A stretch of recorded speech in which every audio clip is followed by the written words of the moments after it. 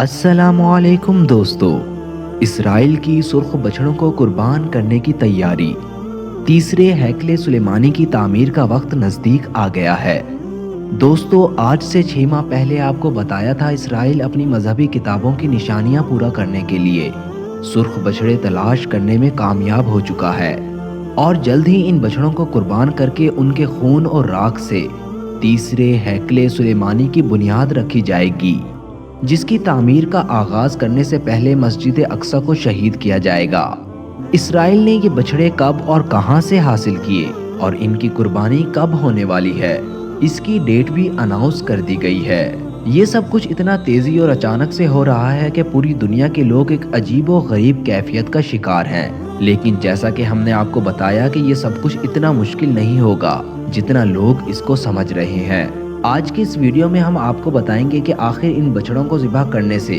ہیکل سلیمانی کی تعمیر کس طرح مکمل ہوگی، اور اس سلسلے میں اسرائیلی یہودیوں کا کیا عقیدہ ہے۔ تو آئیے چل کر موضوع کا باقاعدہ آغاز کرتے ہیں۔ ناظرین، ہم نے آج سے 6 ماہ پہلے آپ کو بتایا تھا کہ اسرائیل نے اپنے مذہبی کتابوں یعنی تورات اور زبور کے مطابق سرخ بچڑوں کی تلاش میں کئی ملین ڈالر پھونک ڈالے تھے، لیکن انہیں اب تک ایسا کوئی سرخ بچڑا نہیں ملا تھا جس پر کسی بھی قسم کا کوئی دوسرا نشان نہ ہو اور ان کے جسم پر مکمل طور پر سرخ رنگ کے بال ہی ہوں۔ آج سے 6 ماہ پہلے امریکہ کی ریاست ٹیکساس میں اسرائیل کو ایسے 5 بچڑے مل گئے تھے جن کو کئی ملین ڈالر کے عوض اس فارم کے مالک سے خرید لیا تھا، اور ان کو بڑی احتیاط سے اسرائیل منتقل کر کے ایک انتہائی سخت سیکیورٹی میں ان کی دیکھ بھال شروع کر دی گئی تھی۔ ان بچڑوں کو قربان کر کے ان کے گوشت کو جلایا جائے گا اور ان کے خون اور راکھ کو اکٹھا کر کے ہیکل سلیمانی کی بنیادوں میں بھرا جائے گا۔ ناظرین، اگر آپ نے قرآن میں بنی اسرائیل کا تذکرہ پڑھا ہو تو آپ کو معلوم ہوگا کہ ایسا ہی سرخ بچڑا تھا جو ایک قتل کی تحقیقات کے لیے اللہ نے ان سے قربان کر دینے کے لیے کہا تھا۔ یہی وجہ ہے کہ یہودیوں کے نزدیک سرخ بچڑا نہایت مقدس اور اہمیت کا حامل ہے۔ ان کے عقیدے کے مطابق جب تک ایسے سرخ بچڑے نہ ملیں تب تک ہیکل سلیمانی کی تعمیر شروع کر دینا ایک بدشگونی ہوگی۔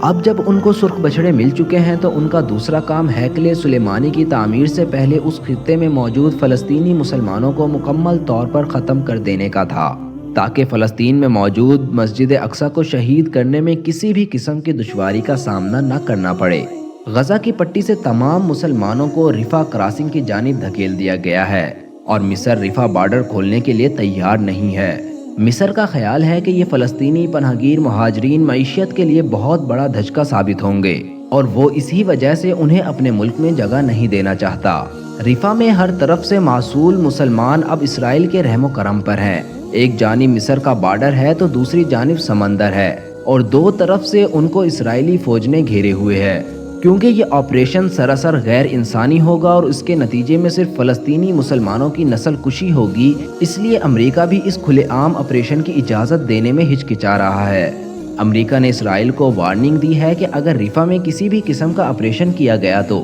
امریکہ اسرائیل کی کوئی مدد نہیں کرے گا۔ اسی طرح دنیا کے تمام ممالک رفح میں آپریشن کو غیر انسانی اور غیر قانونی قرار دے رہے ہیں، لیکن اسرائیلی حکومت کو اس سے کوئی فرق نہیں پڑتا۔ اسرائیلی حکومت واضح الفاظ میں کہہ چکی ہے کہ اگر دنیا کا کوئی بھی ملک ہمارے خلاف کھڑا ہو جائے اس سے ہمیں کوئی فرق نہیں پڑتا، اور رفح میں آپریشن ضرور کریں گے۔ اب آپ سمجھ سکتے ہیں کہ رفح میں آپریشن کرنے کا اصل مقصد کیا ہے۔ مقصد یہی ہے کہ فلسطینی مسلمانوں کی مکمل طور پر نسل کشی کر دی جائے، اور جو تھوڑے بہت باقی بچے ہیں ان کو اس قابل نہ چھوڑا جائے کہ وہ اسرائیل کے خلاف کھڑے ہو سکیں۔ اگر خطے میں کوئی بھی ایسی مزاحمت وار قوت باقی رہ گئی تو اسرائیل کے کرتوتوں کے خلاف کھڑی ہو سکے گی، تو اسرائیل اپنے ہیکل سلیمانی کے خواب کو عملی جامہ نہیں پہنا سکے گا۔ اور اس کے ساتھ ساتھ کچھ اندرونی ذرائع کے مطابق اسرائیل ان بچڑوں کو جنہیں ٹیکساس سے خریدا گیا تھا انہیں جبل زیتون کی چوٹی پر بالکل مسجد اقصی کے سامنے قربان کرنے والا ہے۔ اس کے بعد ان کو جلا کر ان کے خون اور راکھ کو ہیکل سلیمانی کی بنیاد میں بھرنے کی تیاری بھی مکمل ہو چکی ہے، لیکن ہمیں معلوم نہیں کہ اپریل کی کس تاریخ کو یہ کام سر انجام دیا جائے گا۔ اس لیے ہم یہ اندازہ لگا رہے ہیں کہ اسرائیل جلد ہی رفح میں آپریشن شروع کرے گا تاکہ مصر کو بارڈر کھولنے پر مجبور کیا جا سکے، اور بچے کچے فلسطینی مسلمانوں کو بارڈر کے اس طرف بھیج کر فلسطین کا مکمل علاقہ خالی کروا لیا جائے۔ اس کے بعد اسرائیل بڑی تیزی سے مسجد اقصی کو شہید کرنے کی تیاری شروع کر دے گا تاکہ اس کی جگہ پر ہیکل سلیمانی کی بنیاد رکھی جا سکے۔ ناظرین گرامی، وہ مسلمان جن کو لگتا تھا کہ اسرائیل بھرپور عالمی دباؤ کے سامنے ایسی کوئی حرکت نہیں کر سکے گا، وہ اس وقت بڑی حیرت سے اسرائیل کو اپنے تمام تر منصوبوں میں کامیاب ہوتا دیکھ رہے ہیں، اور یہی قرب قیامت کی نشانی بھی ہے۔ بڑے بڑے مسلمان عرب ممالک اسرائیل کی پشت پر کھڑے ہیں اور انہیں صرف اپنے مفادات کی غرض ہے، چاہے مسلمانوں کے قبلہ اول مسجد اقصی کو شہید ہی کیوں نہ کر دیا جائے۔ بابت صغریٰ یعنی کہ وہ سنہرا گنبد جس کے نیچے وہ پتھر موجود ہے جس سے آدم علیہ السلام کو جنت سے زمین پر اتارا گیا تھا اور جس پر حضرت ابراہیم علیہ السلام نے حضرت اسماعیل علیہ السلام کو ذبح کرنے کی کوشش کی تھی، اس پتھر کو بھی یہودی مقدس پتھر مانتے ہیں۔ مسجد اقصی کو شہید کرنے کے بعد یہ پتھر بھی یہودیوں کے تیسرے ہیکل سلیمانی کی زینت بنا دیا جائے گا۔ دوستو، یہ تمام تر تیاریاں دراصل دجال کی آمد اور اس کے استقبال کے سلسلے میں ہو رہی ہیں۔ حضرت محمد صلی اللہ علیہ وسلم کا ارشاد گرامی ہے کہ دجال کے ظہور کے بعد امام مہدی فلسطین میں موجود ہوں گے اور خراسان سے کالے جھنڈوں کا ایک لشکر ان کی مدد اور معاونت کے لیے نکلے گا اور ان کا رستہ کوئی بھی روک نہیں سکے گا، یہاں تک کہ وہ یروشلم پہنچ کر امام مہدی سے جا ملیں گے۔ اس زمانے میں خراسان کا علاقہ موجودہ افغانستان، پاکستان، ایران اور انڈیا کے کچھ حصوں پر مشتمل تھا۔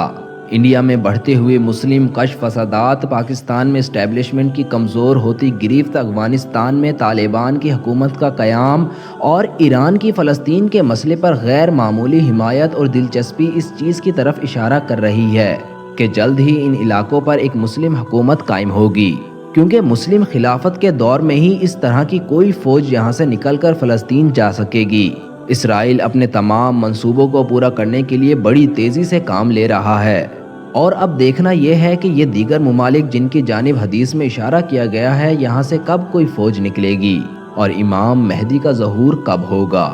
آخر میں اللہ سے دعا ہے کہ اللہ ہمیں ہمیشہ حق کی جانب نگراں رکھے اور حق کا ساتھ دینے کی توفیق عطا فرمائے، آمین۔